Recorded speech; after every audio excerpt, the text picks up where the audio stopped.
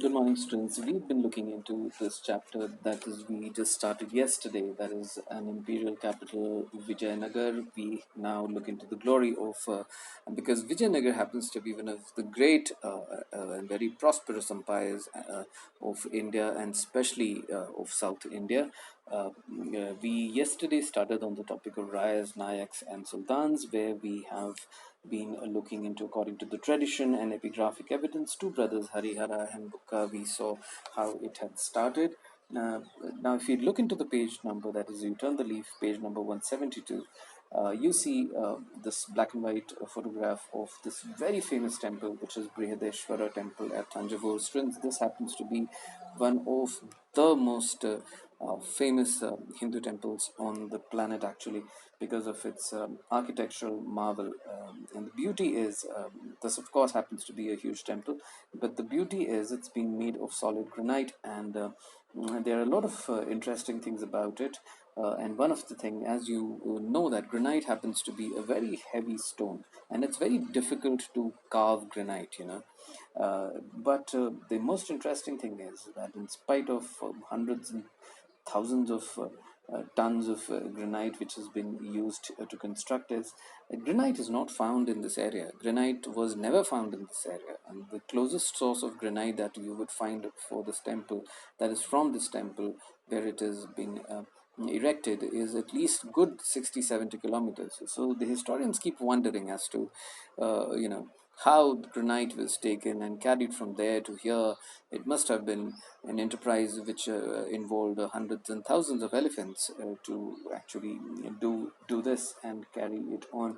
And the kind of intricate carving which is there in this temple, and the walls of it, and the roof of it, and everything, people still wonder all the time, how is that such kind of intricate carving possible? How is it made? Because granite is not like marble. It's very easy to work on marble or red sandstone for that matter, but it is extremely difficult even with today's technology to work on granite. So people wonder, how was it achieved 800 years ago? So Brihadeshwara temple happens to be, of course, this temple is dedicated to Lord Shiva, and this is what makes it a very fascinating temple. Some of the areas that were incorporated within the empire had witnessed the development of powerful states such as those of Chola in Tamil Nadu and Hoysalas in Karnataka. Ruling elites in these areas had extended patronage to elaborate temples such as Brihadeshwara temple at Thanjavur, that is Tanjore. In certain areas, in certain books, you would also hear that, yes, it is written as Tanjore, and the Chinakeswa temple at Belur. The Belur, now Chinakesava temple, students, this is dedicated to Lord Vishnu. It's not, but this temple, that is Chinakesava temple, they've been almost built, around 12th century. But the problem with the Chinakesava temple was that it got delayed. Bredeshwara temple took about 15, 16 years to build. Probably some argue 20 years, but Chinakesava temple took more than 100 years to build. And the reason was not because it happens to be massive, and there was more than that. It was because by the time Chinakesava temple was being constructed, the Mughals had started plundering South India, particularly Alauddin Khilji and his general Malik Kafur, if you remember. These guys had started plundering South India, and even when the temple was being constructed, they used to loot and plunder all the temples and damage all the temples. So naturally, that was their way of doing things. So the Chinnakesava temple was always damaged and destroyed, and it had to be again rebuilt and again rebuilt, and so it took more than 100 years for this temple to get constructed.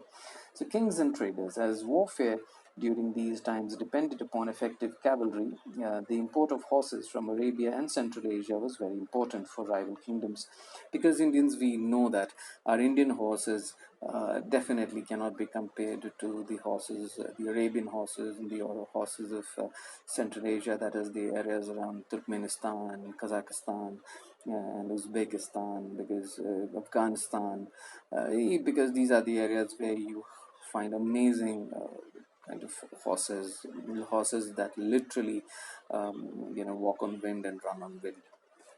So they were very, very highly priced. And Indian rulers also used to pay a huge amount to purchase these horses. This trade was initially controlled by Arab traders.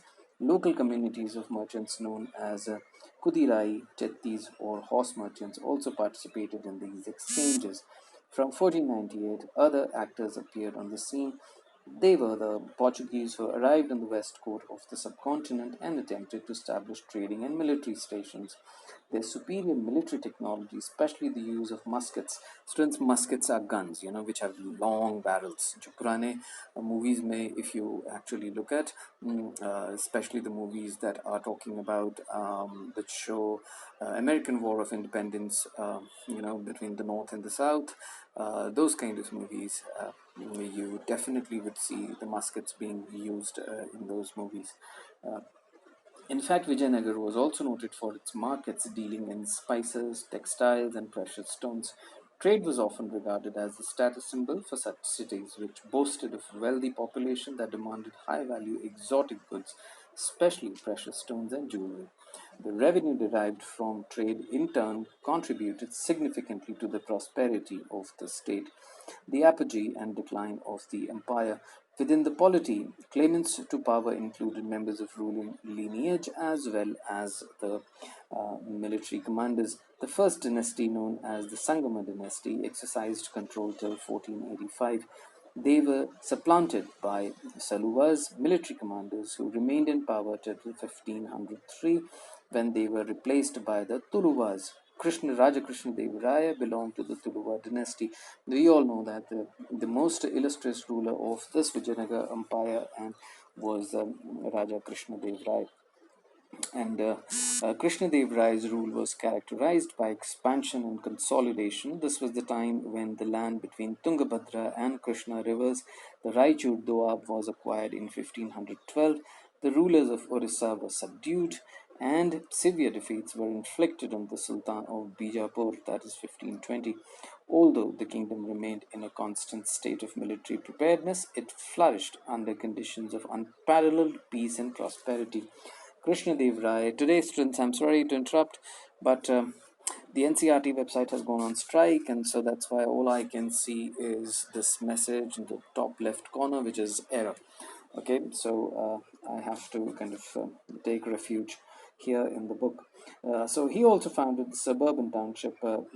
Krishna Dev Rai is crediting the building some of the finest temples and adding impressive gopurams to many important South Indian temples. He also founded a suburban township near Vijayanagar called Nagalapuram after his mother. Some of the most detailed descriptions of Vijayanagar come from his time or just after. Strain began to show within the imperial structure following Raja Krishna Dev Rai's death in 1529. His successors were troubled by rebellious Nayaks or military chiefs. Students, this is something which I have always said. If you remember, even when you guys were in class 11, that every time, these great massive empires and very successful and wealthy kingdoms are held together essentially by the magnetism of the king. Okay, a king, that's exactly the reason why he was considered to be the representative of God on earth, because the prosperity, the solidarity, the integrity of the kingdom depended on how great the ruler was, whether he was very hardworking, a great military general, a very brilliant strategist, a very good soldier, and so those qualities mattered. And the kings who had these qualities, they were able to not just consolidate the territories that they had inherited from their parents, or even after conquering the enemy ruler, they were always able to build on it. They were further able to expand on it. Like, for example, Chandragupta Maurya was a very a charismatic ruler. He expanded the kingdom much beyond the frontiers of Patliputra.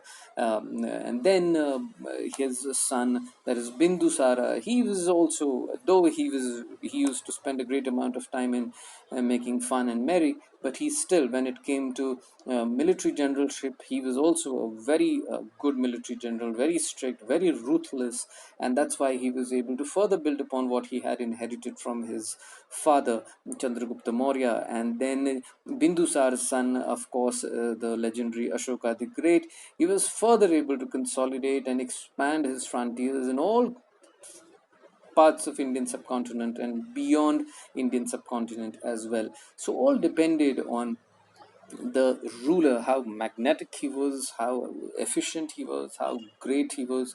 And that's how the world has always worked. And when those kind of people are on throne, all the military generals and the military governors in distant provinces, all of them behave properly, because they know that the person who is on throne is not just very efficient, a great administrator who would definitely have and invariably have a very efficient and a good espionage system, that is the spy system.